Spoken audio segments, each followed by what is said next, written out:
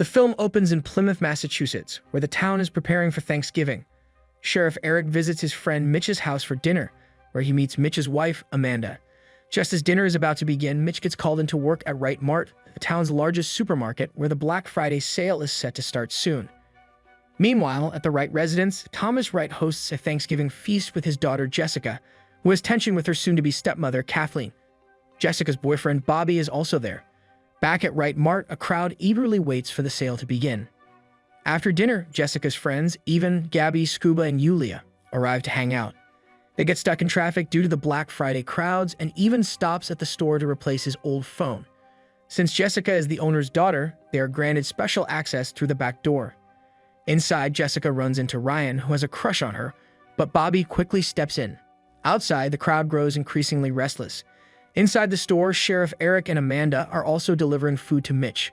When Lonnie, a student from Hanover, spots Jessica, he stirs the crowd, leading to a stampede. People are injured as they clash for merchandise. Evan films the chaos, hoping for internet fame. Bobby tries to help an injured guard, but is stomped on, breaking his arm. Amanda is struck by a shopping cart, killing her. Mitch discovers her body, realizing too late that she's gone. The situation escalates until Sheriff Eric fires a warning shot, bringing things under control. 1 year later, Evan's viral video of the stampede has garnered attention. Protests are mounting, especially from Mitch, who lost his wife.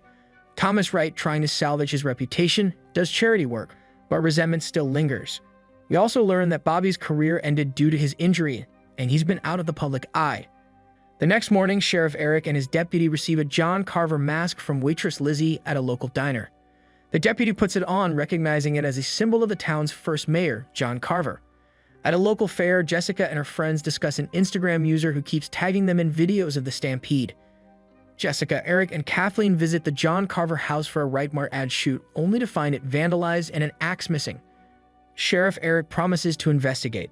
Later, Jessica notices Bobby for the first time in a year.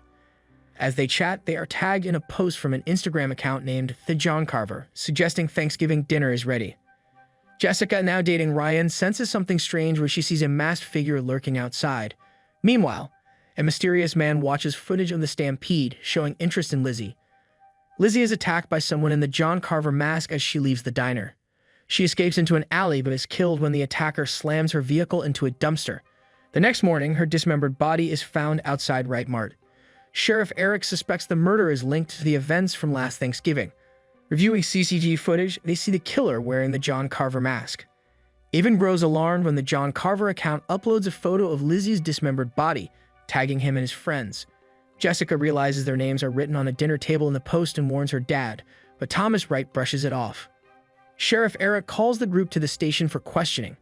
Jessica remains silent but later confides in Bobby that her stepmother, Kathleen, deleted the security footage from the Black Friday incident. She plans to retrieve the backup footage from her dad's office. Manny, a security guard on duty during the chaos, tries to leave town, but he finds a John Carver mask on his couch. He grabs it back for protection, but the killer decapitates him, leaving his head behind. Manny's head, along with Lizzie's body parts, is later found on a dinner table, escalating the town's panic. The next morning, Jessica sees the killer's Instagram post showing the severed bodies and fears she might be next. She retrieves the security footage from her father's office, intending to hand it over to Sheriff Eric, while Ryan watches her from outside. In another part of town, Lonnie, the student who instigated the stampede, is training his juniors when he and his girlfriend decide to have some fun in a quiet room. However, things take a deadly turn when the killer twists Lonnie's neck and kills his girlfriend by stabbing her multiple times under a trampoline. As Sheriff Eric warns the teens to stay safe, Evan and Gabby head to class to grab their backpacks, leaving Jessica behind. Unfortunately, the killer ambushes them, knocking them out. Jessica receives a message from Gabby asking her to come help, but when she arrives, the killer attacks her. She runs for her life, hiding in a science lab. The killer follows, but she manages to temporarily blind him with hairspray and escapes outside. Sheriff Eric and the others arrive just in time to calm her down. She begs Eric to save her friends, but the killer has already vanished. Later that night, Scuba decides to take matters into his own hands, taking Jessica to a local drug dealer's house to get a gun. Meanwhile, Yulia's father, worried for his daughter's safety, has stationed a guard outside their home. Despite the precautions, the killer infiltrates the house, murdering both the guard and Yulia's father with a silenced gun. Yulia, on a video call with Scuba, is then attacked and nearly killed by the killer, who stabs her in the ears and waves at Scuba as a terrifying reminder. Scuba and Jessica rush to Yulia's house, only to find the killer holding a knife to her neck. Scuba tries to shoot, but the gun's safety pin is still on. In the chaos, the killer throws Yulia onto a buzzsaw, killing her instantly. With multiple murders now linked to the killer, the police devise a risky plan to lure him out during the Thanksgiving parade, using Jessica and her family as bait. Despite Kathleen's initial hesitation, they agree that this is their best chance to stop the madness. At the parade, Jessica's family and Scuba are placed on a truck, with police stationed everywhere, waiting for the killer to show up. However, the plan goes awry when the killer not only wears the John Carver mask, but also arrives as a creepy clown, decapitating a turkey mascot and throwing smoke bombs into the crowd. Amid the chaos, the killer enters Jessica's car, tranquilizes her family, and takes them away. Kathleen eventually wakes up to find the killer cooking her like a turkey. She manages to escape for a moment, but is caught and thrown into an oven, where she is cooked to death. The killer then brings her roasted body to the dinner table, horrifying everyone. Jessica, her dad, Scuba, Evan, and Gabby are all tied to chairs, forced to watch the killer's gruesome acts. The killer then grabs a hammer, goes live on Instagram, and brutally bashes Evan to death. He cuts a piece of Kathleen's cooked flesh, attempting to feed it to Thomas Wright, creating a horrifying scene of terror and insanity. As the chaos unfolds, Jessica manages to free herself with the help of a special ring she obtained from a local drug dealer. She secretly passes it to Scuba, who also escapes his restraints. The two of them team up to attack the killer and draw him away from the dinner table. They run through tunnels, eventually reaching the John Carver house. Scuba is slashed in the arm during the confrontation, but Jessica manages to escape through the back door, leaving the killer focused on her while Scuba remains behind, injured. Jessica races through the forest and eventually reaches the town center, where she finds Sheriff Eric unconscious in the middle of the road. As she tries to help him, she spots a figure in a John Carver mask entering a nearby warehouse. Believing it's the killer, she grabs the sheriff's gun and follows inside. To her surprise, the person in the mask is Bobby. Before she can process the shock, the sheriff rushes in and orders her to leave. 3 gunshots ring out from inside the warehouse, and Eric explains that he fired at Bobby, though Bobby managed to escape. The police arrive and inform Jessica that her friends and father have been rescued. After the cops leave, Eric promises to capture Bobby.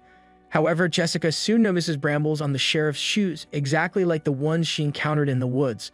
This realization strikes her hard. The killer is none other than Sheriff Eric himself.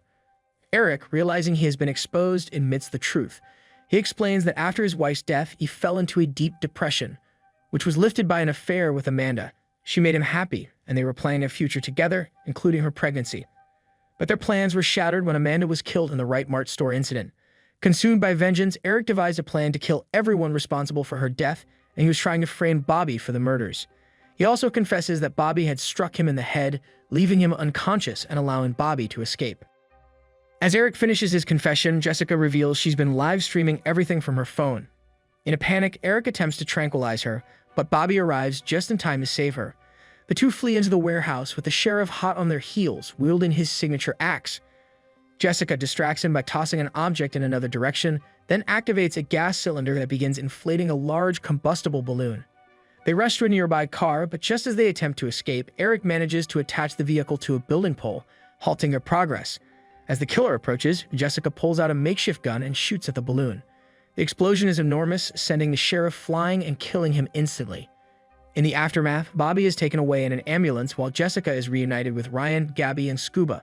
The film concludes with the authorities unable to find the sheriff's remains, leading them to believe he was completely incinerated in the explosion.